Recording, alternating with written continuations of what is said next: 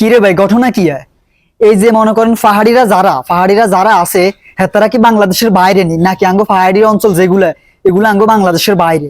সেদিকে যখন পাহাড়ি অঞ্চলে আমরা ঢুকতাম, যাবো বান্দরবন, খাগড়াছড়ি, রাঙ্গামাটি, সেদিকে ঢুকতে গেলে কি আঙ্গরে সেনাবাহিনী পাহারা দিতে হইব, আরো কত কিছু দেখি আমরা, শুনি এবং বাস্তবও ঘটে।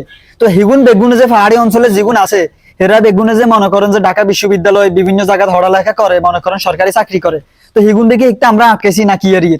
তাহলে আঙ্গ দেশে আমরা পাহাড়ি অঞ্চলে যাইতে হইলে কিল্লাই সেনাবাহিনীর আঙ্গ হরা দিতে হইব কিল্লাই।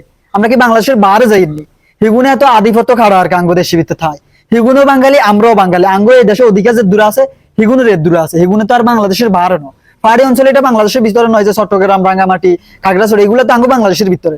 তাইলে কিল্লে এত ঝগড়া বেজাল ফাসাদ আঙ্গ ভিতরে আপনারা বাজানের চেকানা কনসেন্ট ভিডিওকে বেশি বেশি করে শেয়ার করে দিবেন। বাংলাদেশে আছে, আমরা মিলেমিশে একসাথে থাকুম। তাহলে আপনারা এত হাগলামি করেন কিল্লা? আপনারা অস্ত্র হয় যে আপনার কাছে তো নেই যে অস্ত্র আইন তো সেনাবাহিনী, যে আপনারা অস্ত্র কারখানা করেন, এগুলা বাংলাদেশে চলতো না। ঠিক আছে, বাংলাদেশে আছি, স্বাধীন বাংলাদেশে আমরা সবাই বাঙালি, আমরা ব্যাকে একসাথে মিলেমিশে থাকুম, এটা হচ্ছে আঙ্গ আসল কথা। ঠিক আছে, পাহাড়ি অঞ্চলে গেছেন যে পাহাড়ি অঞ্চল আপনারা কি নিয়ে এলেছেন এমন কোনো কিছু না। পাহাড়ি অঞ্চল আঙ্গ বাংলাদেশের জায়গা, পুরো বাংলাদেশে আঙ্গ ব্যাকে যাবার কিন্তু অধিকার আছে। পাহাড়ি অঞ্চল আমনেগো, এটা হলে আপনারা ক্ষমতা হলে বই থাই না। যদি আপনাকে পাহাড়ি অঞ্চল আমনেগো হয়, তাহলে আপনারা এই যে আঙ্গ বাংলাদেশের ভিতরে অন্য জেলার ভিতরে আমরা ঢুকতে নিতেন কই? আমরা তো হেক্টে আমরা ঢুকলে কোনো সমস্যা করি না। তাহলে আমরা যখন পাহাড়ি অঞ্চলে ঢুকতাম, যে আপনারা এত সমস্যা করেন কিনলে?